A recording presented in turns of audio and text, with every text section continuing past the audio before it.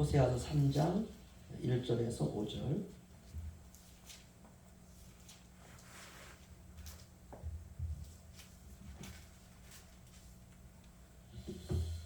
저 한 절씩 교도하겠습니다.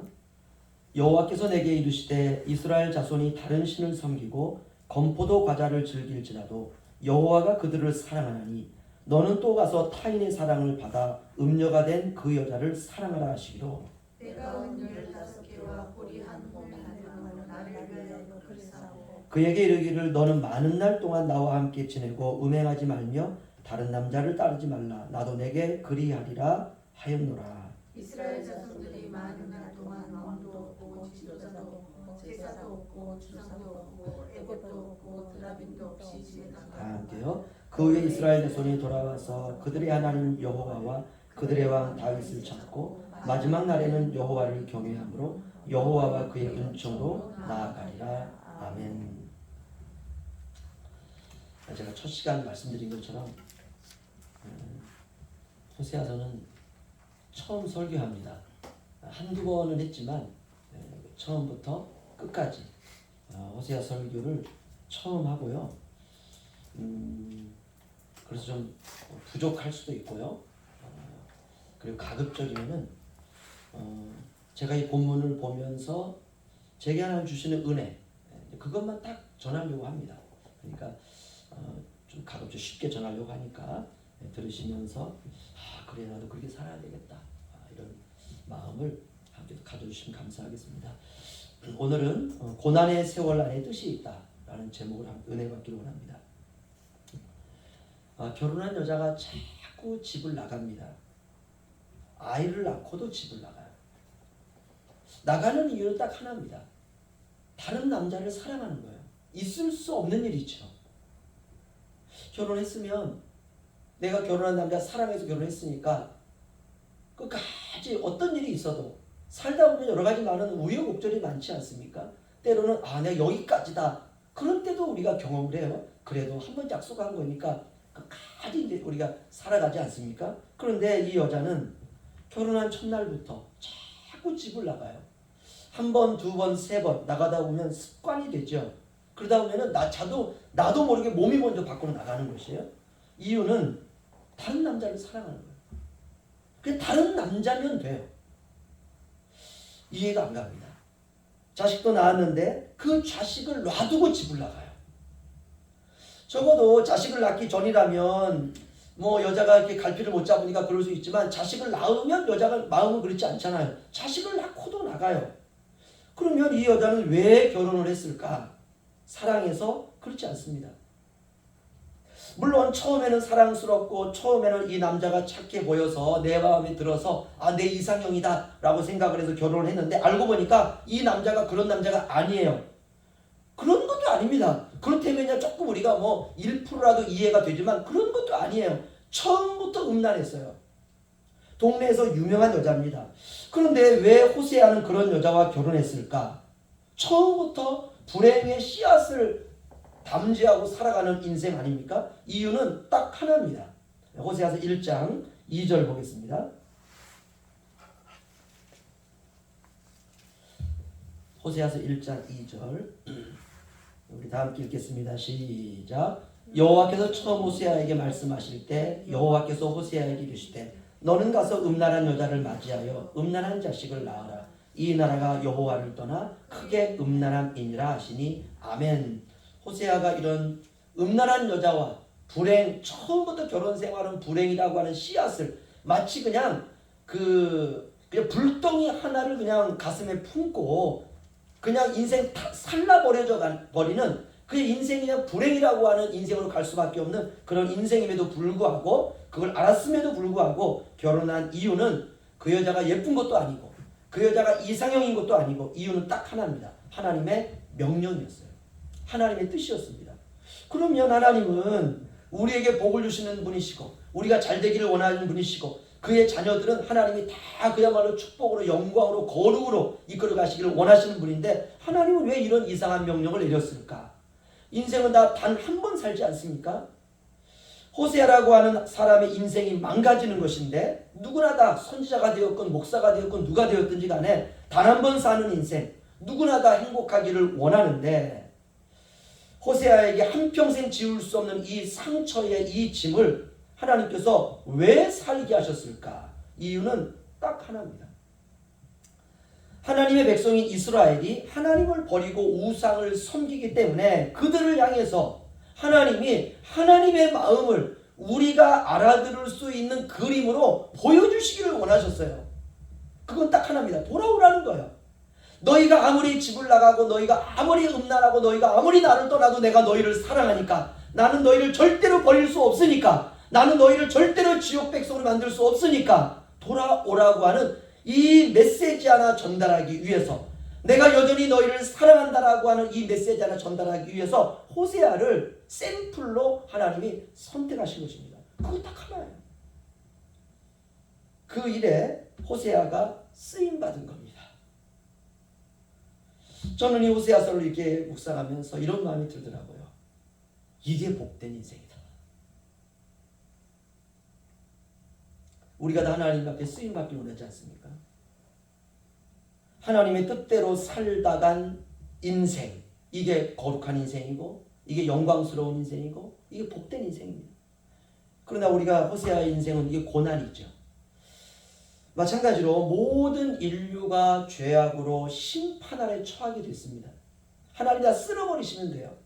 그런데 그런 시기에 성자 예수님이 하늘에서 이 땅으로 인간의 육체로 아기로 태어납니다. 이걸 우리가 성육신이다 이렇게 말합니다. 성령으로 잉태한 것이죠. 이걸 우리가 성탄절이다 이렇게 말합니다. 오셔서 33세 십자가에서 죽으십니다. 인간적인 눈으로 바라보면 비참하죠. 불쌍하죠. 그렇게 허망할 수가 없는 거예요. 한참 피어날 수 있는 꽃다운 나이에 그 십자가에서 죽어버린 거예요. 그래서 제자들이 다 떠나지 않습니까? 그런데 이런 주님의 일생을 하나님은 어떻게 평가하느냐? 거룩한 삶이다 라고 평가한다는 것이에요. 왜냐? 하나님의 뜻대로 이 세상에 오셔서 하나님 뜻대로 죽으심으로 말미암아 하나님의 뜻대로 우리를 죄와 사망에서 건져내시는 이 일에 예수님이 쓰임을 받았다는 것이죠. 그러나 이 땅에서의 그런 삶은 고난입니다. 그러나 거룩한 고난이라는 것이에요. 우리가 세상을 좀 더 다른 시각으로 좀 볼 필요성이 있습니다. 하나님께 쓰임받는 인생이 복입니다. 인간의 눈으로 그것이 얼마나 성공적이냐, 그것이 얼마나 실패한 삶이냐, 그것이 얼마나 행복하냐, 그것이 얼마나 불행한 삶이냐라고 하는 것을 따지기 이전에 그의 삶이 하나님께 쓰임받은 인생이었느냐, 이게 중요한 것입니다. 내 나름대로 노력을 해서 세상의 기준으로 봤을 때 잘 살았다 이게 아니라 철저하게 주님께 쓰임을 받는 인생, 이게 거룩한 삶이에요. 이게 하나님 원하시는 삶이에요. 제가 형포양목교에 처음 와서 새벽 예배 때 했던 설교가 이 설교였습니다. 인생은 리허설이다, 이 설교였어요. 천국의 삶을 이 세상이라는 무대 위에서 펼치는 것, 이게 그리스도인의 삶입니다. 누군가 우리의 삶을 보고, 그렇죠? 그래서 우리가 그리스도의 편지다, 그리스도의 향기다, 그리스도의 빛이다, 하나님의 향기다, 너희는 세상의 빛이다. 이 말은 하나님이 빛이고 우리도 그 빛을 받은 또 빛이지 않습니까? 이 세상은 이 빛을 드러내는 무대입니다. 이 세상은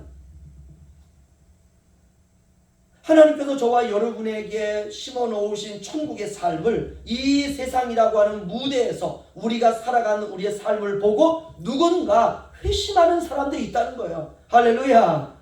연극에는 배역이 있습니다. 그 배역이 거지일 수도 있고요, 그 배역이 부자일 수도 있고요, 그 배역이 남자일 수도 있고요, 그 배역이 여자일 수도 있고요, 그 배역이 아이일 수도 있고, 그 배역이 노인일 수도 있고 병자일 수도 있습니다. 그런데 이 배역의 삶을 살아갈 때 왜 내 역할은 왜 이렇게 가난한가? 만약에 연극 배우가 불행하다고 불평한다면 이거 연극이 안 됩니다. 그렇죠? 감독은 그런 배역을 데려다 쓰질 않아요. 야, 이 사람은 지나가는 그냥 행인 역할을 잘할 것 같아. 딱 씬 그거 하나예요. 그럼 감독이 그 사람을 들어서 당신은 이 배역에 한 1시간 20분짜리 영화인데 당신은 딱 한 카트밖에 없어. 그게 뭔데요? 지나가는 행인 1이야. 그래도 저를 써주세요.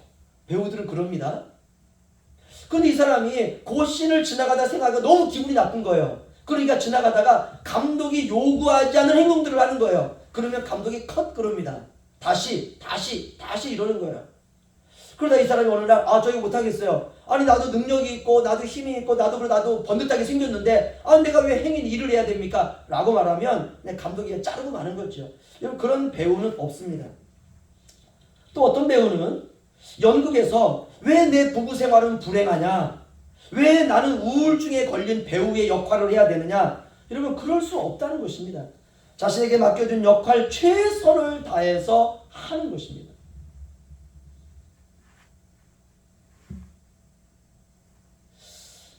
제가 그 송명희 시인을 그 집회에서 만난 적이 있었는데요. 정말 제가 한번 설교한 적이 있지 않습니까? 하나님이 나를 사랑하셨어요 라고 하는 말을 하는데 한 5분 걸리더라고요. 하나님 하는데 그냥 하나님이 아니고 몸을 뒤틀어요. 그리고 한 1분 정도 있다가 이게 하가 나오는 거예요. 그 다음에 또 몸을 틀다가 듣는 저도 막 미치겠더라니까 이게요. 하나님이 그에게 맡겨준 이 세상에서의 역할입니다. 불행한가요? 아니에요. 그 역할을 하다 가면 되는 거예요. 호세아 역시 마찬가지입니다.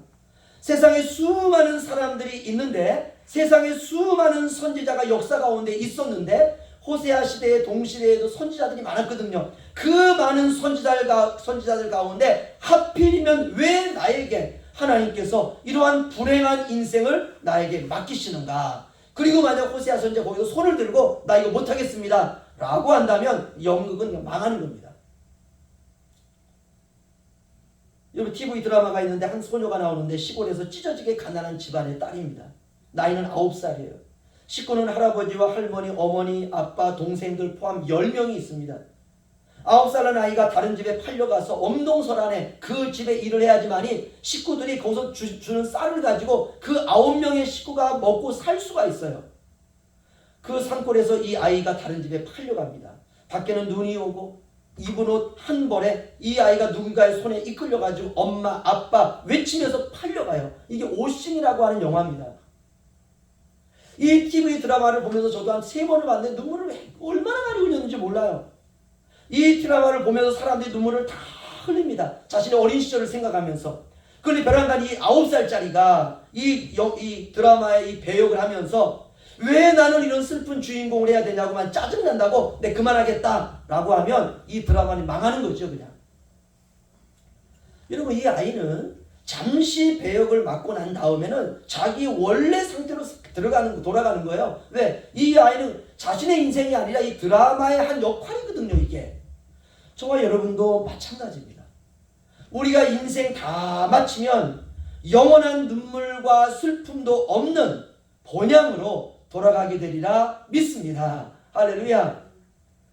여러분 그리스도인의 인생은 이 세상에서 어떤 역할을 해야 되느냐? 빛이 무엇인지, 은혜가 무엇인지, 사랑이 무엇인지, 천국이 무엇인지, 구원이 무엇인지, 죄가 무엇인지, 거룩이 무엇인지, 복이 무엇인지 이것을 이 세상에서 빛으로 우리의 삶으로 나타내다가 주님께 가면 됩니다. 그게 전부예요. 저와 여러분에게 맡겨주신 주님께서 주신 이것 역할을 다른 말로 말하면 사명이죠. 우리에게 맡겨주신 사명이 있어요. 그 사명에 대하여 우리가 왈가왈부할 수가 없다는 것입니다. 딱 나에게 맞는 인생을 하나님이 나에게 주시는 것이에요. 왜 나는 이런 집안에서 태어났냐? 이런 불평은 넌센스입니다. 호세아서가 그렇습니다. 인간적으로 따지면 호세아는 하나님에게 따질 게 참 많습니다. 폭탄을 가슴에 안은 여자와 산다는 건 충격이거든요. 언제 터질지 모르는 거예요. 그저 잠을 저녁에 이제 이불을 깔고 자면서도 호세아는 잠을 못 자는 거죠. 이 여자가 새벽 몇 시에 나갈지 알 수가 없는 거예요. 일어나면 여자가 없는 거니까.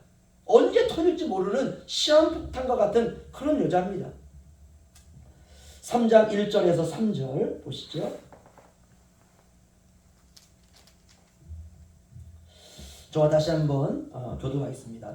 여호와께서 내게 이르시되 이스라엘 자손이 다른 신을 섬기고 건포도 과자를 즐길지라도 여호와가 그들을 사랑하나니 너는 또 가서 타인의 사랑을 받아 음녀가 된 그 여자를 사랑하라 하시기로. 내가 음녀를 5개와 보리 한 호멜만으로 나를 위하여 그를 샀사오니. 다 함께요. 그에게 이르기를 너는 많은 날 동안 나와 함께 지내고 음행하지 말며 다른 남자를 따르지 말라. 나도 내게 그리하리라 하였노라. 아멘. 이게 사랑입니다. 사랑은요, 불 속에라도 뛰어드는 것이. 우리 주님이 죽음 속으로 뛰어들어오셨잖아요. 그리고 우리를 꺼내시고 주님이 죽어버리신 것. 이게 사랑이에요, 사랑. 각 나라마다 이런 설화들이 참 많습니다. 우리나라에도 이 망부석이라고 하는 설화가 굉장히 많은데요. 그 중에 백제시대에 그 정읍사라고 하는 그 설화가 가장 유명합니다. 백제 때 장사를 나간 남편이 보부상인데요. 늦은 시간인데 돌아오질 않습니다. 그 아내가 남편이 돌아오질 않으니까 얼마나 걱정이 됩니까? 그날도 해가 서산을 넘은 지 오래되었는데 깜깜해졌는데 지금이야 뭐 가로등도 있고 후레쉬도 있고 핸드폰도 있으니까 괜찮지만은 그때는 뭐 그게 어디 있습니까? 백제 시대에는. 그 저녁 때는 깜깜한 거죠, 그냥. 남편이 돌아오질 않아요. 달은 휘영청 밝은데 남편을 기다리는 마음은 초조하고 애절해지기 시작합니다. 혹시 동물한테 물려 죽은 건 아닌지, 길을 못 찾는 건 아닌지, 강도를 만난 건 아닌지, 오다가 추위에 어디서 잠을 잠깐 잤는데 거기서 죽은 건 아닌지 별 생각이 다 드는 거예요. 아내는 멀리 보이는 산에 올랐습니다. 돌아오지 않는 남편이 혹 진흙탕물이라도 빠지지 않을까? 거기는 또 비가 올 수도 있잖아요. 걱정을 하면서 기다림 속에 그가 가요 한 편을 지어 불렀습니다. 이것이 오늘날 현존하는 정읍사입니다. 남편을 기다리는 여인은 기다림에 지쳐 결국은 바위가 되었다. 사실 그런 걸 있을 수는 없는 거죠. 이렇게 이제 남편에 대한 아내의 사랑을 이야기로 만들어 놓은 겁니다. 이 정읍사를 현대어로 잘 번역해 놓은 글이 있는데 제가 읽어드리겠습니다. 저기 저 달님이시여 높이 높이 돋아 올라서 멀리 멀리 비춰주십시오. 지금쯤 어느 시장에 가 계시옵나이까. 어두운 밤길 가다가 혹시 진대를 디뎌 수렁물에 빠지지는 않을까 걱정스럽습니다. 밤길을 가다가 몸이 고달프시면 아무 데서나 진짜 부려놓고 편안히 쉬십시오. 그래도 마음이 놓이지 않습니다. 혹시나 내 남편이 가는 길이 어두울까 봐서요. 그 남편을 걱정하는 마음이 그대로 녹아있는 거예요. 이걸 사랑이라고 그래요. 이렇게 남편을 기다리다가 잠도 못 자고 그냥 뜬 눈으로 있다가 바위가 되었다. 이게 망부석이죠. 남편을 기다리다 바위가 된 한 여인. 죽었다 이 말입니다. 기다리다가. 사랑은 죽음같이 강한 겁니다. 자꾸 집을 나가 다른 남자를 만나는 고멜에게 하나님께서 값을 치르고 데려오라 이렇게 말합니다. 아니 집 나간 여자 그냥 데리고 오면 되지 왜 값을 치러야 됩니까? 이 여자는요 결혼하기 전에 음란한 창녀였어요. 술집에서 일하는 여성은요 돈을 땡겨받고 들어가기 때문에 데리고 오려고 하면 몸값을 주고 와야 됩니다. 그래서 그렇게라도 값을 주고 데리고 오라는 것이에요. 이 말은 하나님께서 내 백성 절대로 포기할 수 없다라는 거죠. 어떠한 대가를 치르더라도 내가 그 값을 주고 내가 반드시 데려온다라고 하는 걸 호세아를 통해서 하나님께서 말씀해 주시는 것입니다. 4절 5절 마지막으로 보시면요. 제가 읽어드리겠습니다. 이스라엘 자손들이 많은 날 동안 왕도 없고 지도자도 없고 제사도 없고 주상도 없고 에봇도 없고 드라빔도 없이 지내다가 그 후에 이스라엘 자손이 돌아와서 그들의 하나님 여호와와 그들의 왕 다윗을 찾고 마지막 날에는 여호와를 경외함으로 여호와와 그의 은총으로 나아가리라. 아멘. 결론은 하나님이 회복시켜 주신다라는 말입니다. 바벨론으로 끌려갔던 이들을 하나님께서 이스라엘로 이제 돌아오게 하십니다. 3차를 통해서 그들을 다 귀환시키세요. 마지막 날에 여호와를 경외함으로 이게 답안지예요. 인생의 답안지. 예수 그리스도를 믿는 하나님을 믿는 사람들의 답안지가 뭐냐? 신앙은 여호와를 경외하는 게 마지막입니다. 사랑하는 성도 여러분, 우리 인생 자체가 고난입니다. 우리에게 주님이 맡겨주신 삶은 우리에게 가장 합당한 삶이에요. 우리가 우리 자신을 바라볼 때는 나는 왜 이렇게 고난스러울까? 나는 왜 이렇게 불행할까? 나는 왜 이렇게 우리가 여러 가지 비교를 통해서 내 자신에 대해서 이렇게 그런 생각 가질 수도 있지만, 그러나 오늘 말씀을 보면 하나님께서 우리에게 주신 삶은 가장 최고의 삶이라는 것이에요. 절대로 불평하지 마시고 끝까지 잘 살아내시기를 주님의 이름으로 축원합니다. 예수님의 핏값으로 지불하시고 죄에서 우리를 꺼내신 하나님의 사랑을 기억하여 저도 그렇고 여러분도 그렇고 남은 생애를 거룩하게 주님의 뜻 가운데 살아내시기를 주님의 이름으로 축원합니다. 기도하겠습니다. 거룩하신 주님, 우리의 단